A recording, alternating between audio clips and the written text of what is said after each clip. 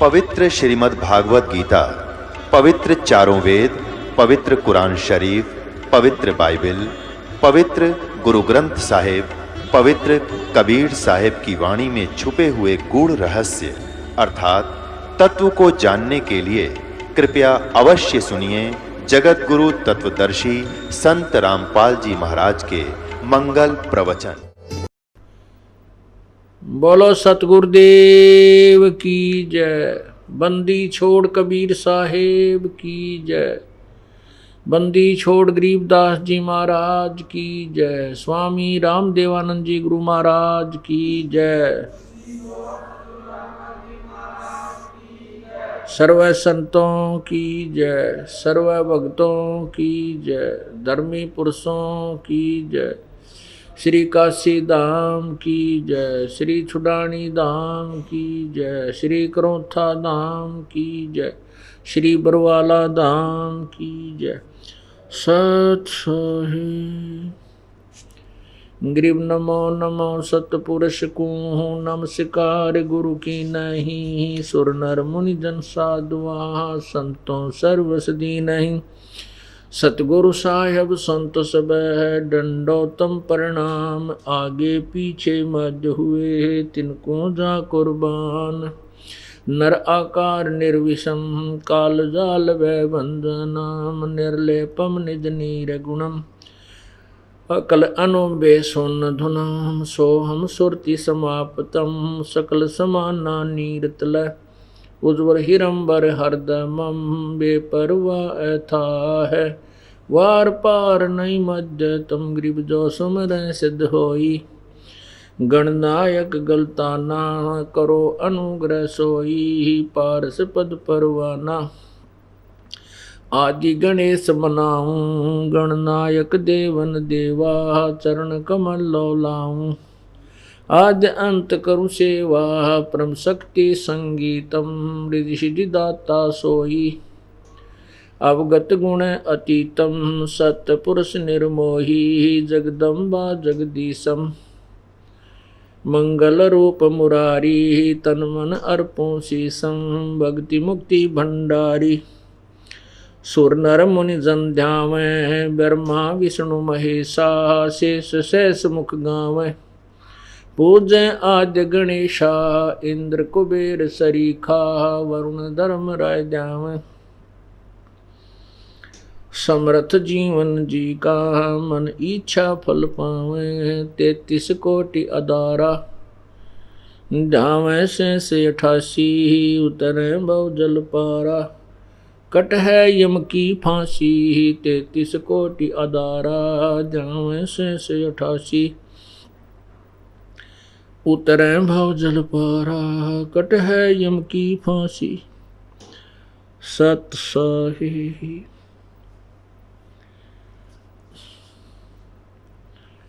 कर जोरूं विनती करूं। धरूं चरण पर शीस।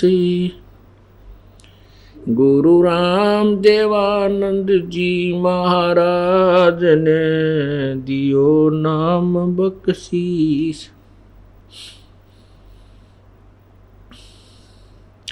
कोटि कोटि सिजदा करूं।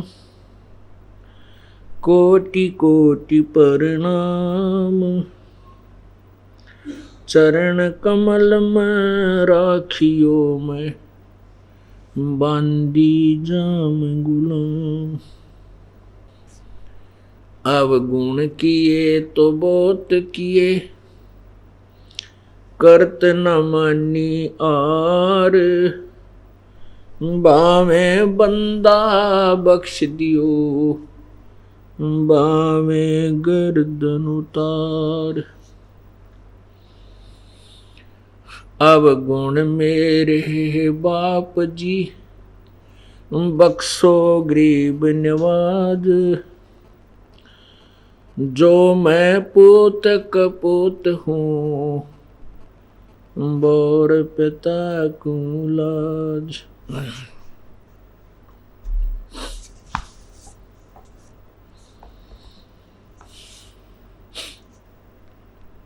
जय इब कै सतगुरु मिलाए, सब दुख आँखों रोए। चरणों ऊपर शीस रखूं, कहूँ जो कहनी हो। कबीर गुरु जी मिलेंगे, पूछेंगे कुशलात। आद अंत की सब कहूँ, अपने दिल की बात। गुरु जी तुम ना भूलियो, चाहे लाख लोग मिल जाएं। हमसे तुमको बहुत है, तुमसे हमको नहीं। तुमरे विसारे क्या बने, मैं किसकी शरण में जाऊं। शिव बिरंच मुनि नारदा, तिनके हृदय न समाऊं। अवगुण मेरे बाप जी, बख्शो गरीब नवाज। जो मैं पूत कपूत हूँ, बोर पिता को लाज। मैं अपराधी जन्म का, नक्सक बरे विकार। तुम दाता दुख भंजना, मेरी करो संभार। कुत्ता तेरे दरबार का, मोतिया मेरा नाम है। गले प्रेम की रस्सी, जहाँ खींचो वहाँ जाऊं। तो करो तो बावड़ू, दूर दूर करो तो जाऊं। जो रखो तो ही रहूं, जो देवो सो खाऊं। बंदी छोड़ दयाल जी, तुम तक हमारी दौड़े। जैसे कागज जहाज का अब, सोजत और न ठोरी। पूर्ण ब्रह्म कृपा निदान, सुन के सो करतार। गरीब दास मुझ दीन की, रखियो बहुत संभार।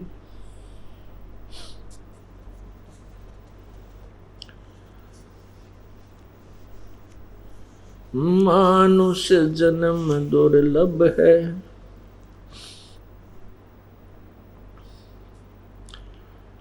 मिले न बारंबार।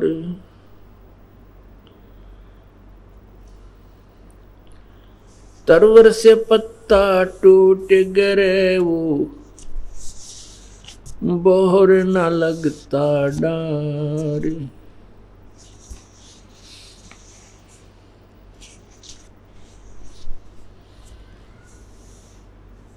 फागुन आवत देख कर, बन रोवे मन माही। ऊंची टहनी पात थे अब, पीले हो जाए।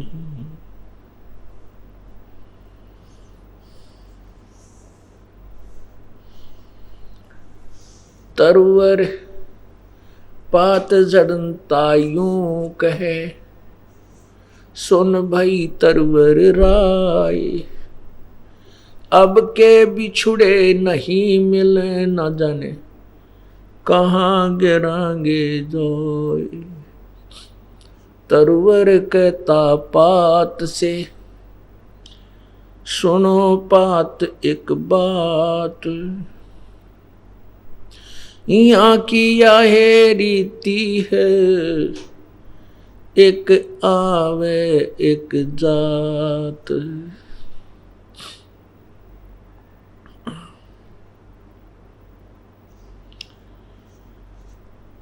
जिन हर की चोरी करी,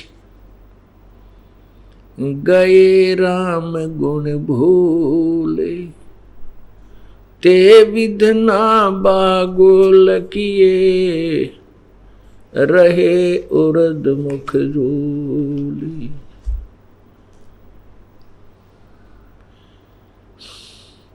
बंदे तो कर बंदगी, जय चावे दीदारे। अवसर मानुष जन्म का, मिले न बारंबार। मानुष जन्म पाके, नहीं रटे हरि नाम। जैसे कुआं जल बिना फिर, बनवाया क्या काम।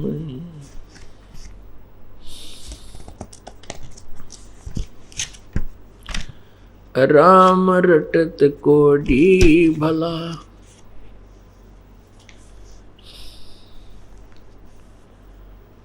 चू चू पड़े जो चाम। वो सुंदर दे किस काम की, जा मुख नाही नाम।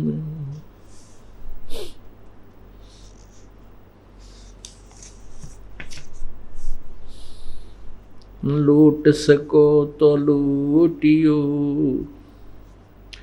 लूट सको तो लूटियो।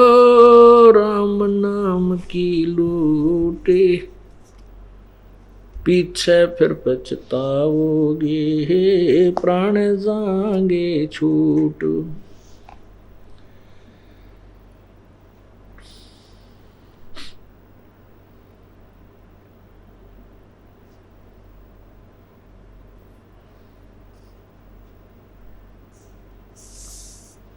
परमपिता परमात्मा, सारी सृष्टि के रचनहार, कुल मालिक कबीर परमेश्वर, हम कालजाल में फंसी हुई अज्ञान आत्माओं को तत्वज्ञान कराने के लिए स्वयं ही इस धरातल पर सहशरीर आते हैं। कुछ समय अतिथि रूप में रह करके वो एक मनुष्य जैसा जीवन जी करके, एक सच्चे भक्त की भूमिका करके, एक सच्चे संत की भूमिका करके, एक अच्छे कवि की भूमिका करके वो परमात्मा हमारे लिए एक अनमोल शास्त्र, सवसम वेद, पांचवा वेद छोड़कर चले जाते हैं।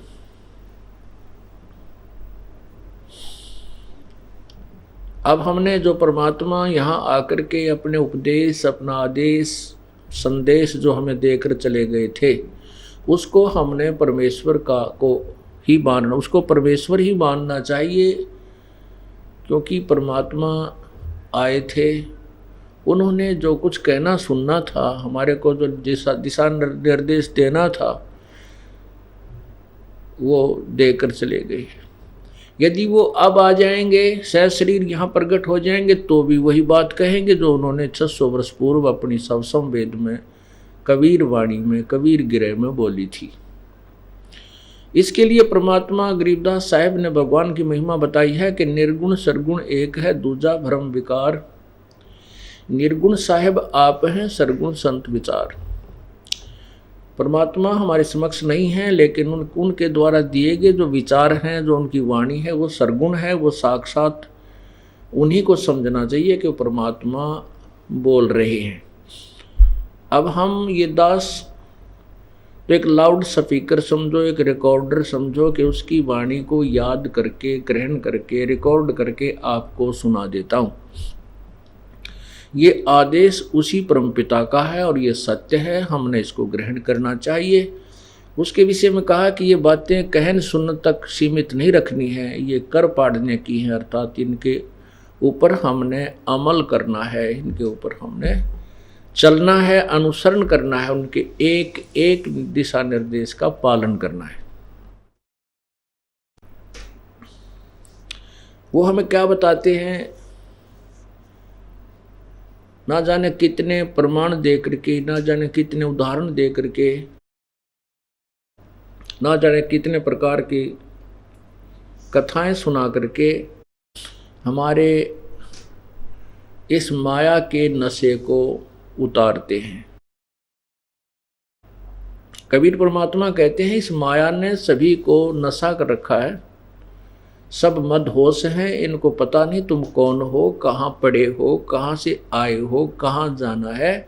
ये इस झूठे सुख को और यथार्थ सुख मानकर इसी के ऊपर गाटा जोड़ रखा है। क्या बताते हैं, झूठे सुख को सुख कहे ये मान रहा मन मोद, ये सकल चबीना काल का, कुछ मुख में कुछ गोद।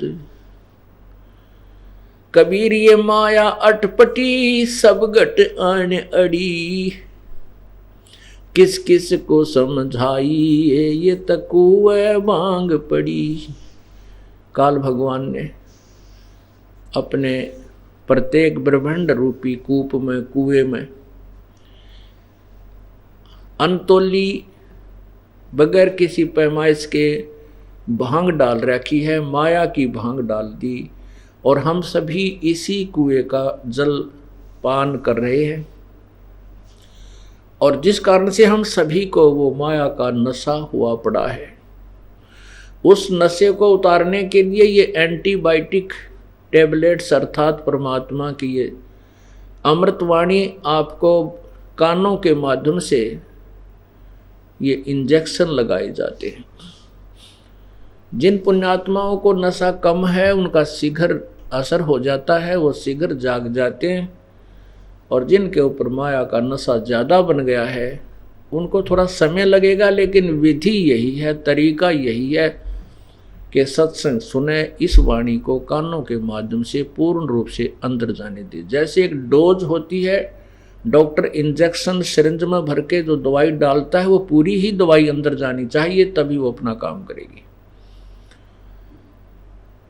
हम सत्संग में आते हैं या तो ध्यान कहीं और घूमता रहता है, 2 घंटे मुश्किल से मिलते हैं,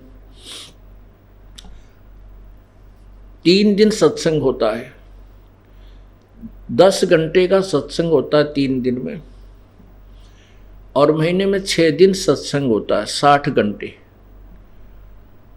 और इसके अतिरिक्त आपके पास कितने घंटे हैं जिनमें आप कुछ भी सोच सकते हो, कुछ भी काम कर सकते हो, खाते हो, पीते हो, सोते हो, ना जाने कि कितनी सोचते हो। तो वो बतेरी सोचने के लिए इस मन को उस समय लाए रखा है। लेकिन सत्संग के मुश्किल से तो समय मिलता है, क्योंकि इधर उधर से कोई घर वालों से आज्ञा लेकर आता है, कोई किसी प्रकार कोई छुट्टी लेकर आता है, और फिर भी सत्संग पूरा नहीं सुनते हो, डोज पूरी ग्रहण नहीं करते हो, या तो लटके आ जाते हैं, या यहाँ बैठे भी कोई घर की चिंता रखता है। नहीं, ये 2 घंटे में पूरा सत्संग ही श्रवण करना चाहिए। कई कहते हैं जी हम सत्संग के दौरान सिमरन कर सकते हैं। अरे तेरा गजब हो, सिमरन करने का और समय को नहीं तुम्हारे पास, ये 2 घंटे में सिमरन करने का समय मिला तुम्हारे को। ये क्या सिमरन हो रहा है? भगवान की याद ताज़ा बने रहना भी एक सिमरन ही है। तो वो नाम जो है वो जाप आप सत्संग के बाद कर सकते हो, बहुत समय है, 24 घंटे कम नहीं होते। इसमें आप 6 घंटे सो लीजिए, 18 घंटे शेष बचे। इसमें आप 8 घंटे मजदूरी भी कर लीजिए, 10 घंटे कर लीजिए, फिर भी आपके पास पर्याप्त समय है। और मजदूरी सेवा काम करते समय जैसे हम कहीं आते हैं जाते हैं, घूमने फिरने जाते हैं, कोई बस में सफ़र करते, तो हम समण कर सकते हैं, जाप कर सकते हैं। ऐसा सिंपल वे बताया परमात्मा ने, बहुत ही साधारण सी विधि है। तो परमात्मा हमें बता रहे हैं कि झूठे सुख को सुख कहे ये मान रहा मनमोद, ये सकल चबीना काल का, कुछ मुख में कुछ गोद। ये सभी काल आहार है। 1,00,000 मानव शरीरधारी प्राणियों को ये काल भगवान प्रतिदिन आहार करता है, खाता है।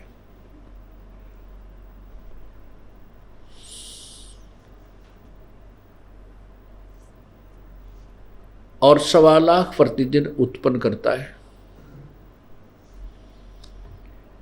ऐसा इसको सांप लगा है, ऐसे इसको बीमारी लगी है। यहाँ पर अपने को जो इस काल भगवान ने मानव शरीर दिया है, ये अपने आहार के लिए हमारे को यहाँ रोका हुआ है। इसके लिए अपने 3 पुत्रों को यहाँ पर हमारे व्यवस्थक बना रखे हैं। रजगुण ब्रह्मा इससे रजोगुण से प्रभावित हो जाते हैं। जैसे किसी को नींद की गोलियां दे दी जाए, या किसी को ऐसे कोई बेहोशी की, कोई अचेत करने की एक सूंघाने की जड़ी होती है, वो सूंघा दी जाए तो वो तुरंत बेहोश हो जाता है। तो जैसे छौंक लगता है रसोई में, उस मिर्चों की जो महक से, मिर्चों के गुण से छींक आती हैं, वो जीव के बस की नहीं, आ ही जाती हैं, रोके से भी नहीं रुक सकती। ऐसे ही इस काल भगवान ने अपने तीनों पुत्रों के अंदर एक ऐसे गुण भर दिए जिनका प्रभाव निराकार रूप में, अदृश्य रूप में हमारे ऊपर प्रभावित करता रहता, हमारे ऊपर अफेक्ट करता रहता है। और जिसके प्रभाव के कारण सभी प्राणी, चाहे कोई चींटी है, चाहे हाथी, चाहे मानव है, वो रजोगुण प्रभावित होकर के, ये बस की बात नहीं प्राणी के, बाई फोर्स बहुत सुनियोजित तरीके से काल ने अपनी यहाँ की व्यवस्था बना रखी है। तो बच्चे उत्पन्न करना ये रजोगुण प्रभाव है। इसके दबाव में आकर के जीव ना जाने कैसे कैसे दुराचार कर डालता है, उसके प्रेशर में आकर के।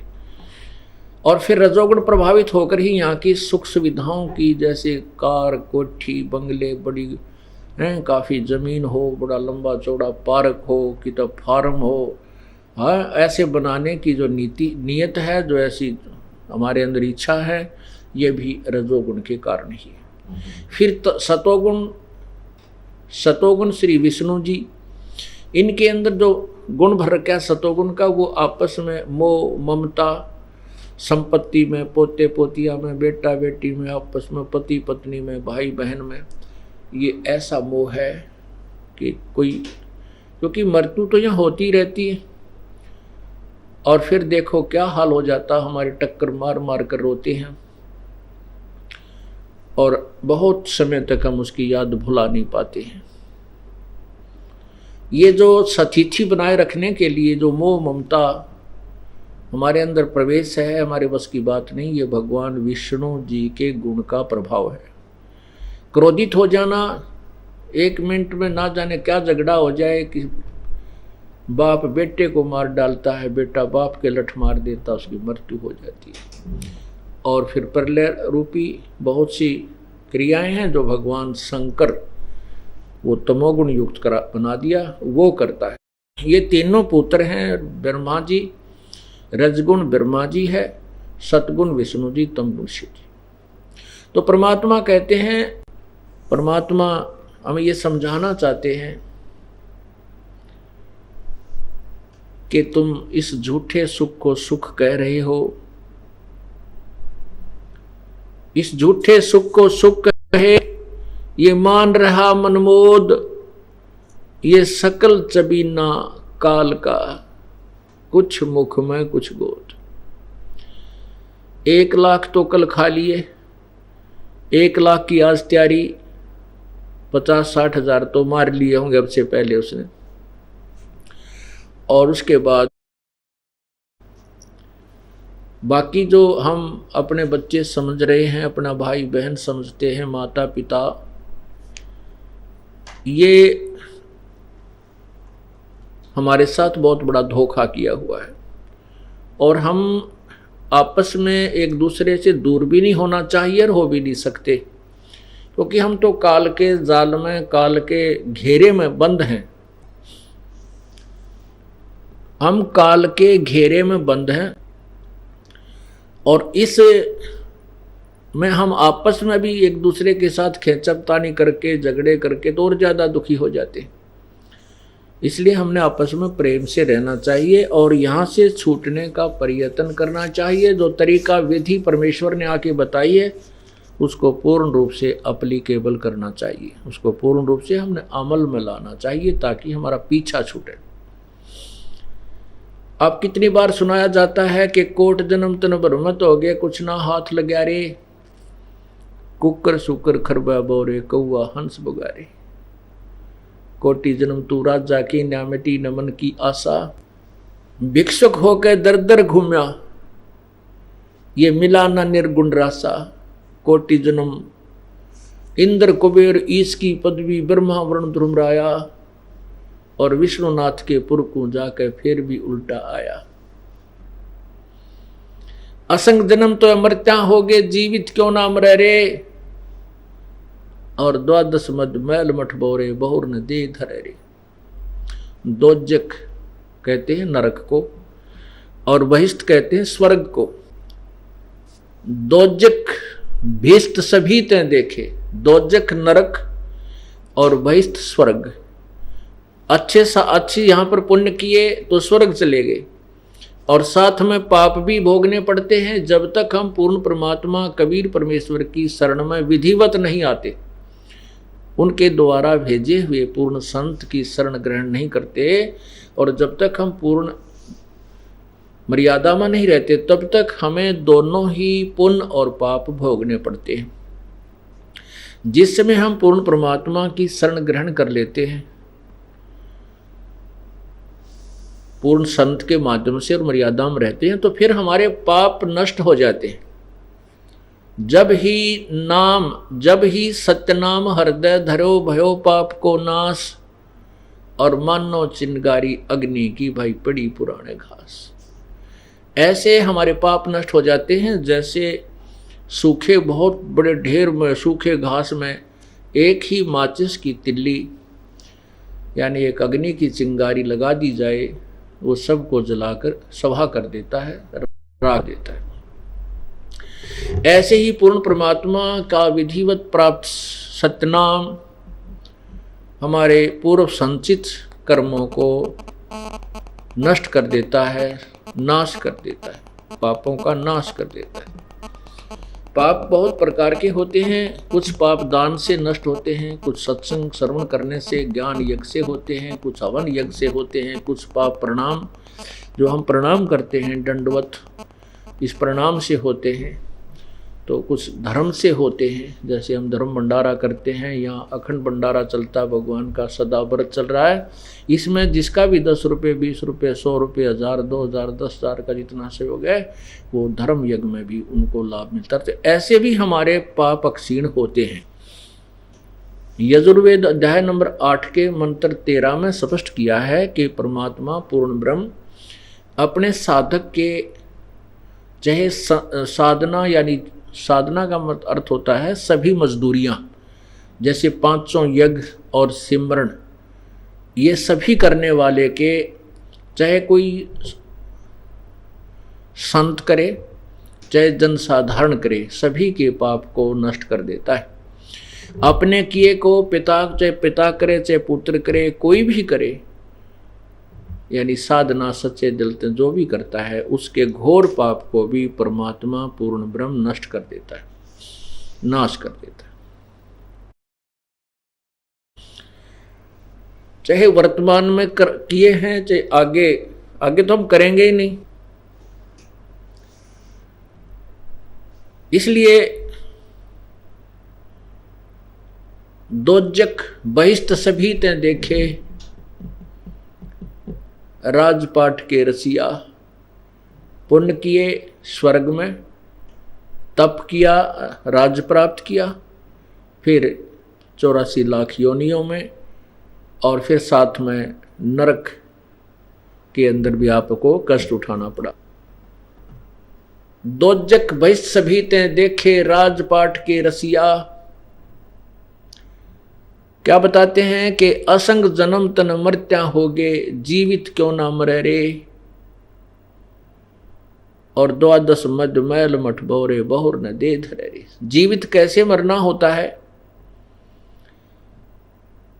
ये तो एक हार्ड एंड फास्ट रूल है और यूनिवर्सल ट्रूथ है। कति जो है अमिट सत्य है कि प्रत्येक को यहां से जाना है, मृत्यु होनी है।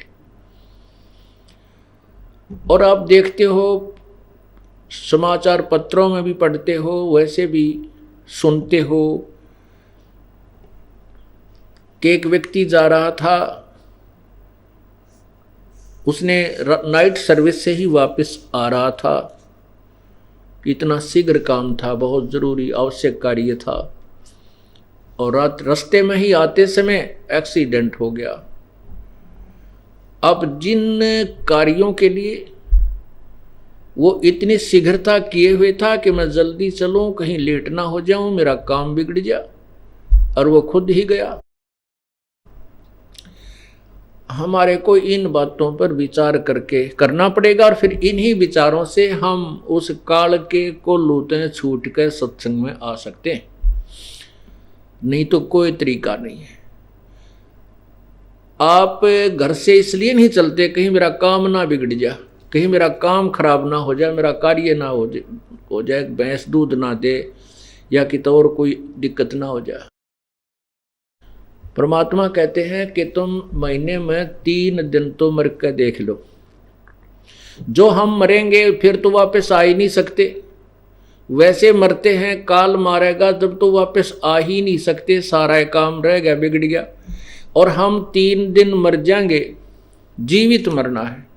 नो सोच ले हम मर गए और आश्रम की तरफ चल पड़ी, चाहे कितना भी काम खराब हो, चाहे कुछ भी होता है, आप समझिए कि मैं मर चुका हूं। और तीसरा दिन फिर जी जावांगे हम, तो फिर जाकर उन कामों को और जल्दी शीघ्र कर लेंगे, ठीक कर लेंगे, कुछ थोड़ा बहुत नुकसान है उसको भी देख लेंगे। और फिर जिसके लिए हम मरते हैं तो वह बात से वो के फिर ठाली बैठेगा। 2 लाला जी लड़े थे, एक बोला तेरा बाट मारूंगा, वो बोला मैं के ठाली बैठूंगा। तो भाई ऐसे भगवान के ठाली बैठेगा। अगर तुम उसके नाम से कुछ करके देखोगे, आत्मा हलाओगे, तो वो भी निश्चल नहीं रहेगा, आपको वो करके दिखाएगा, आप सोच भी नहीं सकते। अब तो हम एक लल्लो पत्तों से लगे हुए तो भी इतने काम करने लग रहा है हमारे वो। और यदि हम जिस दिन समर्पण कर देंगे, जीवित मर जाएंगे, फिर देखना। तो कहते असंग जन्म तन मर्त्या हो गए, और जीवित क्यों ना मरे रे। और ये 3 दिन की मृत्यु के बाद तो हम फिर घर चले जाएंगे, फिर जीगे, वहां जाकर के जीवित हो गए, अपने काम न फिर कर लेंगे। थोड़ा बहुत बिगड़ भी गया है तो ठीक करेंगे, और परमात्मा के नाम पर अगर बिगड़ता है तो भी हमारे हित में ही होता है। हम इस स्थिति में आ जाना चाहिए कि परमात्मा जो करता है वो कभी गलत नहीं होने करता। यदि हम उसको गलत सोचते हैं तो हमारी बुद्धि जीव वाली है, हम इतना ही सोच सकते हैं। और यदि परमात्मा ही गलत करता है तो फिर ठीक करने वाला इस संसार में है कौन। तो क्या बताते हैं, दोजक भीष्ट सभी तो देखे, राजपाट के रसिया। और 3 लोक से तिरपत नाही, 3 लोक भी यदि इस मन को, जीव को दे दे, इसको फिर भी तिरपति नहीं है, इसको फिर भी संतुष्टि नहीं है।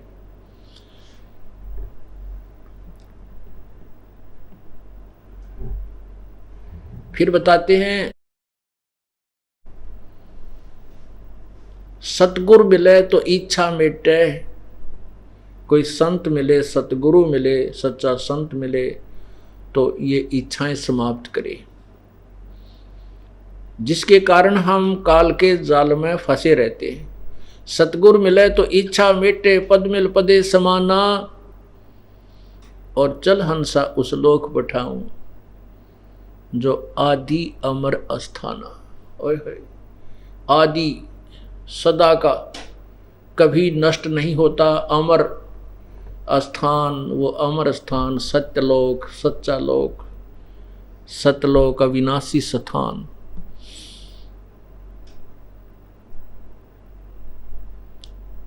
चार मुक्ति जहां चंपी करती माया होरी दासी, दास गरीब अभय पद पर से, वो मिले राम अविनाशी। ओह, अब क्या बताते हैं,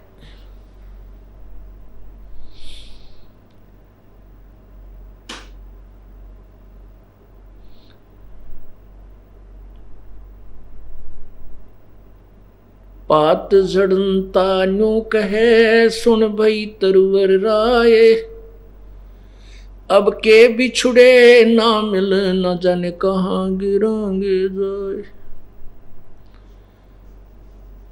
जैसे पतझड़ से पहले, बसंत ऋतु से पहले वृक्षों के पत्ते मस्ती मार रहे होते हैं, हवा के साथ फटफट फटफट बड़े आनंद से रह रहे होते हैं, और जब ही बसंत ऋतु आती है उसको पतझड़ भी बोलते हैं। वो पतझड़ ऋतु आती है तो पीले होकर के वो पत्ते टूट टूट कर गिरने लग जाते हैं। परमात्मा उदाहरण देते हैं कि ये मनुष्य शरीर एक दिन आपका ऐसा जाएगा, और आप जब अपने परिवार को त्याग कर चलोगे तब क्या आपके मन में होगी। पात झड़ता न्यू कहे सुन भई तरवर राय, अब के बिछुड़े ना मिले ना जाने कहाँ गिरांगे जाए। जैसे पत्ता गिर रहा है वृक्ष से टूटकर, वो कह रहा हो कि भाई हे तरवर राज, हे वृक्षराज, अब चले हम तो, हमारी अलविदा, और पता नहीं कहाँ गिरेंगे, किसी गंदे नाले में पड़कर सड़ेंगे या किसी पशु पक्षी के, किसी पशु के पैर के नीचे आकर कटेंगे। कहने का भाव ये है कि जब ये परिवार का सदस्य अपने भरे पूरे परिवार को त्याग कर जाता है, तब उसके मन में ये आती है भगवान पता नहीं कहाँ जन्म होगा, कहाँ जाएंगे, कहाँ जाऊंगा।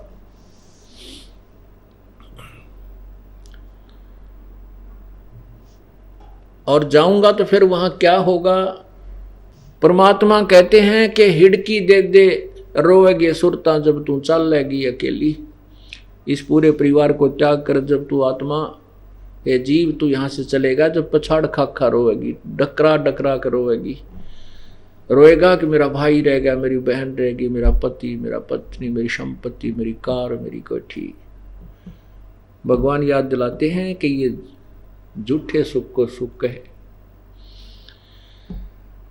ये माया जगदीश की अपनी कहे गंवार, दोजक धक्के खावेगा नाहक बहे बेगार।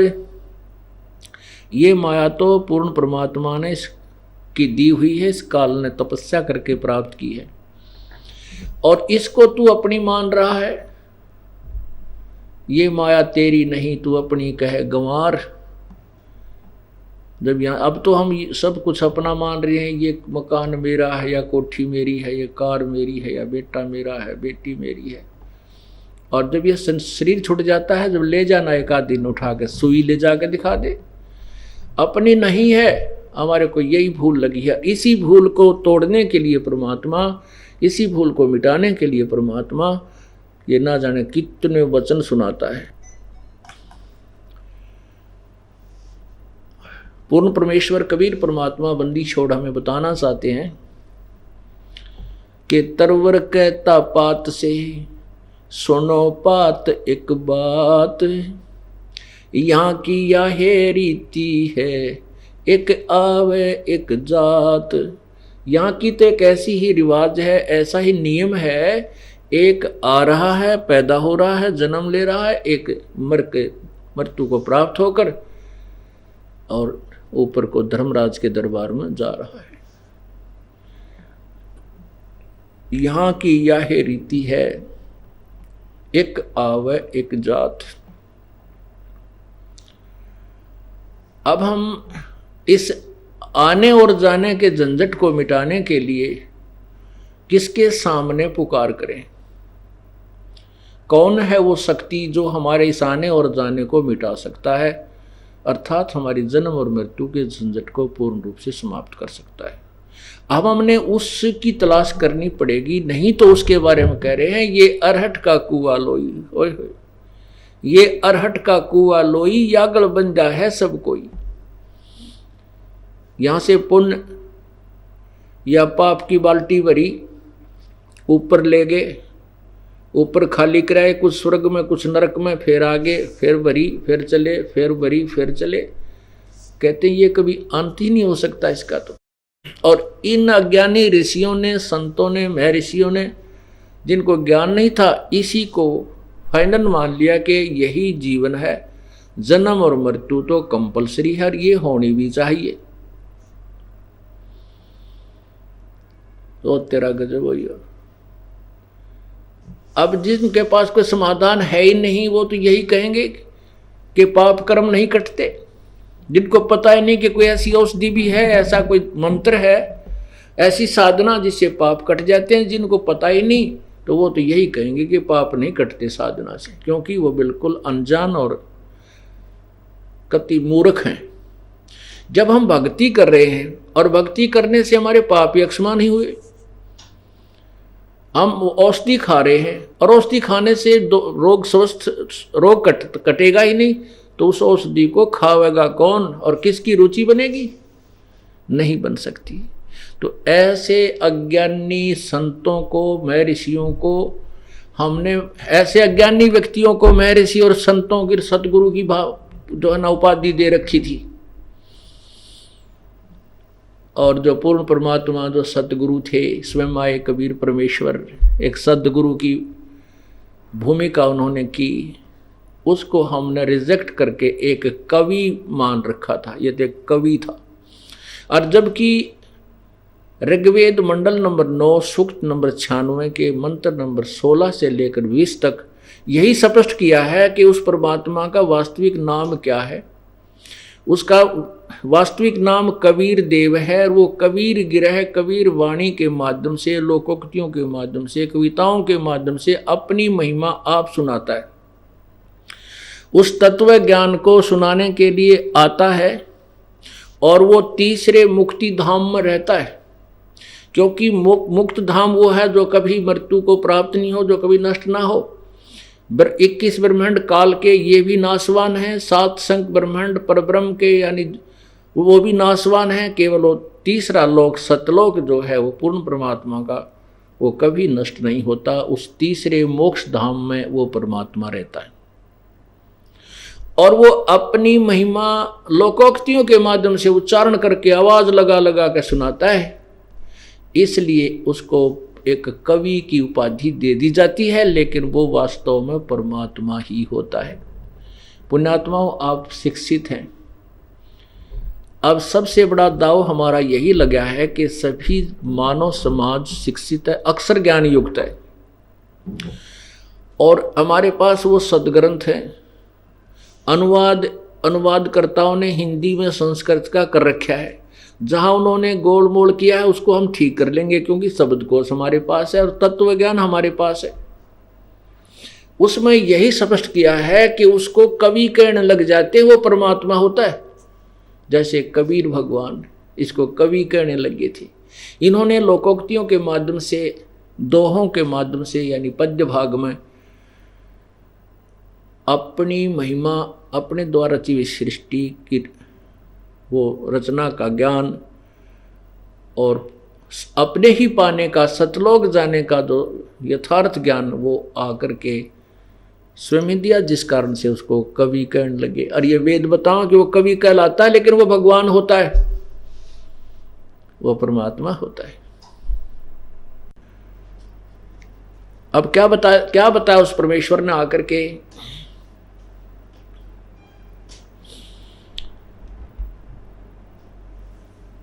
कि झूठे यहाँ की यह है रीति है, एक आवे एक जात, इस आने और जाने का मेरा मेटो आवन जान या करियो मेरे जरासी।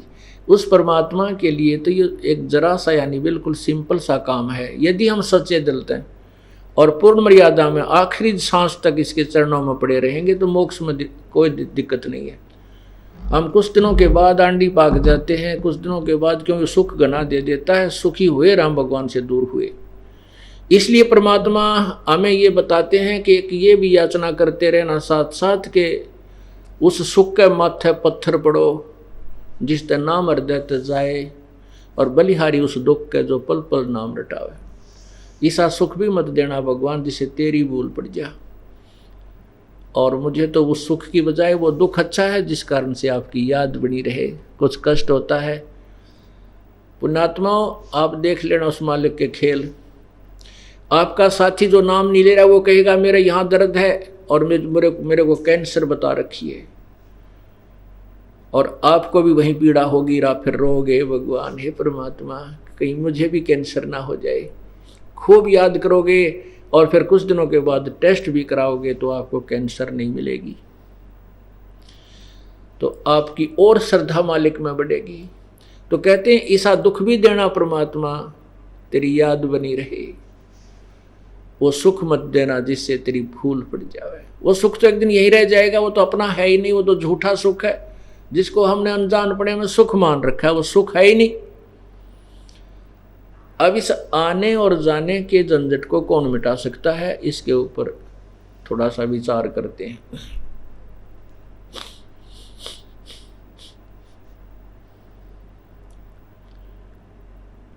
जग सारा रोगियो रे जिन सतगुरु वैद न जाण्या, जग सारा रोगिया रे, जग सारा रोगिया रे जिन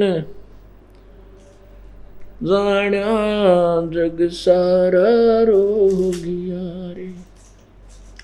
भाई जन्म मरण का रोग लगा है, तृष्णा बडरी खांसी, जन्म मरण का रोग लगा है, तृष्णा बडरी खांसी। आवागमन की डोर गले में या पड़ी काल की फांसी, जग सारा रोगियो रे जिन सतगुरु वैद न जाण्या, जग सारा रोगिया रे जिन सतगुरु वैद न जाण्या, जग। भाई देखा देखी गुरु शिष्य बनेंगे, किया न तत्व विचारा। भाई देखा देखी गुरु शिष्य बन गे, किया न तत्व विचारा। गुरु शिष्य दोनों के सिर पे काल ठोके पंजारा, जग सारा रोगियो रे जिन सतगुरु वैद न जाण्या, जग सारा रोगिया रे, जग सारा रोगिया रे जिन सतगुरु वैद न जाण्या, जग।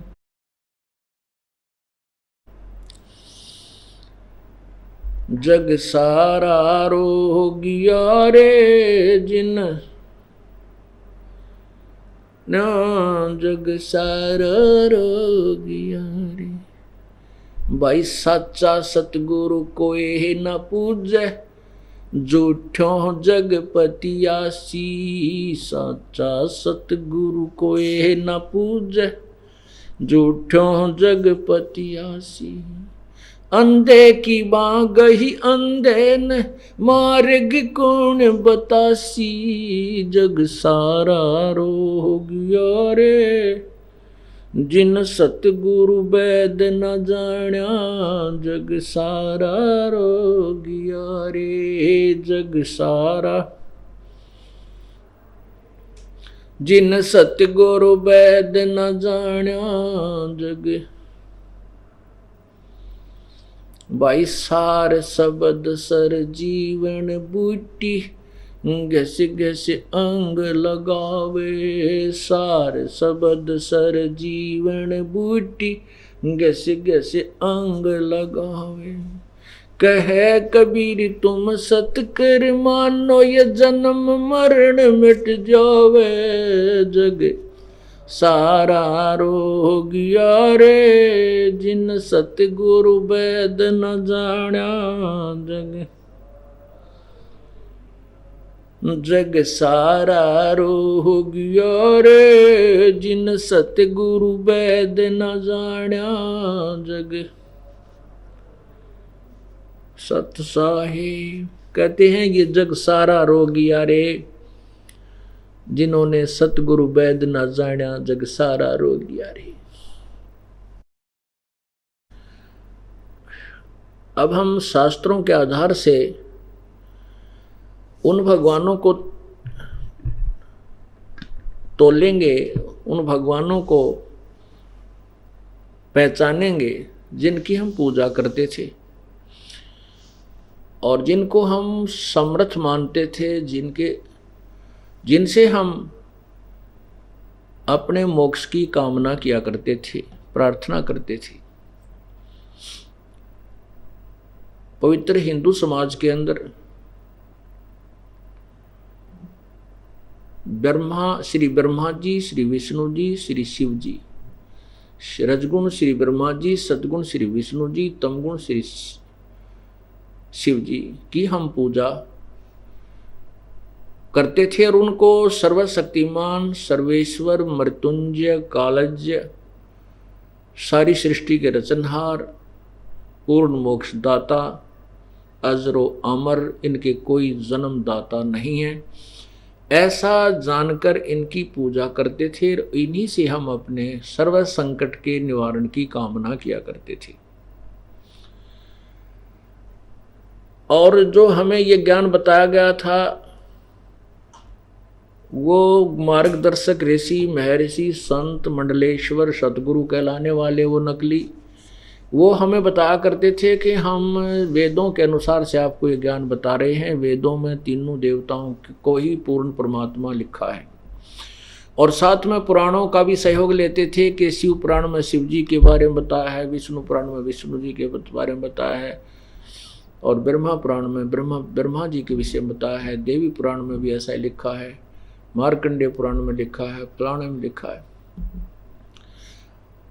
ठीक है, पहले तो हमारा जो पूर्वज थे वह शिक्षित थे, अक्षर ज्ञान नहीं था। अब जब हमें ज्ञान हुआ और परमात्मा ने ये आंखें बना दिया, ज्ञान वाली आँखियाँ हमारी बन गई। अब उन आँखों के, हमारी जो आँखें बनी हैं, ज्ञान वाली आँखें हमें मिली हैं, उनको उनसे देखा और उस अज्ञान के अंधेरे के अंदर जाकर देखा तो पाया कि ब्रह्मा विष्णु महेश ये तो नासवान है, ये सर्वेश्वर नहीं है, ये वासुदेव नहीं है, सर्वव्यापक सर्व के मालिक नहीं है। इन्हीं की जन्म पत्रियों में, इन्हीं की जन्म कुंडलियों में, इन्हीं की हिस्ट्री यानी कहानियों में, इन्हीं भगवानों की जो जीवन लीलाओं में लिखा है। ये स्वयं स्वीकार करते हैं कि हम अविनाशी नहीं हैं, हम तो नासवान हैं। श्रीमद् देवी भागवत, देवी अर्थात देवी पुराण, शक्ति पुराण से कहते हैं। इसके तीसरे स्कंद में खुद विष्णु जी माता की स्तुति करते हुए कहते हैं, गीता प्रेस गोरखपुर से प्रकाशित श्री देवी पुराण पृष्ठ तीसरा स्कंद पृष्ठ 123 पर मोटा टाइप में लिखा है। विष्णु जी कहते हैं, तुम शुद्ध स्वरूपा हो, यह संसार तुम्हीं से उद्भासित हो रहा है। मैं यानी विष्णु, ब्रह्मा और शंकर आप ही से जन्मवान हैं, हमारी तो आपसे ही उत्पत्ति होती है और हम नित्य नहीं हैं, हम सदा रहने वाले अविनाशी नहीं हैं, तुम ही नित्य हो।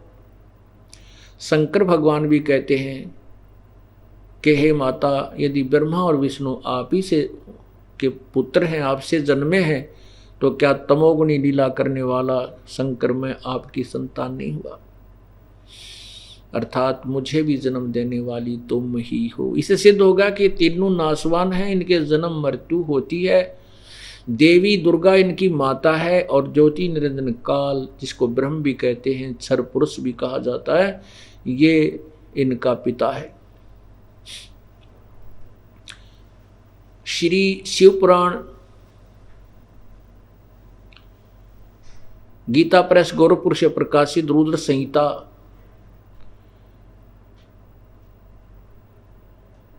पृष्ठ 100 से लेकर 110 तक स्पष्ट किया है कि सदाशिव यानी काल ब्रह्म ने, काल रूपी ब्रह्म ने अपने शरीर के अंदर से एक शक्ति उत्पन्न की, एक स्त्री उत्पन्न की अपने शरीर से, और वही प्रकृति अष्टांगी जिसकी 8 भुजाएं हैं, और त्रिदेव जननी यानी तीनों देवताओं के माता, ब्रह्मा विष्णु महेश की माता कहलाई है। और फिर लिखा है कि इस काल रूपी ब्रह्म ने इस शक्ति को साथ लेकर के दुर्गा को अपनी पत्नी रूप में रख करके एक ब्रह्मलोक में काशी नामक स्थान की रचना की, और वहां इन दोनों ने 3 स्थान बनाए, रजगुण प्रधान, सतगुण प्रधान और तमोगुण प्रधान, और वहां पर 3 पुत्रों की उत्पत्ति की। और जो पुत्र उत्पन्न हुआ उसका एक का नाम विष्णु रखा, एक का ब्रह्मा रखा और एक का रुद्र महेश रखा। ये स्पष्ट हो गया इन्हीं के द्वारा, इन्हीं की लिखी, इन्हीं की जीवनी में लिखा है कि इनकी माँ दुर्गा है, पिता ज्योति निरंजन सदाशिव कहो, काल कहो, ब्रह्म कहो। ये काल रूपी ब्रह्म सदाशिव, ये इनका पिता है और ये अजर अमर नहीं है, ये नाशवान है। जब ये स्वयं ही नाशवान है तो हमें कैसे अविनाशी पद प्राप्त करा सकते हैं? नहीं।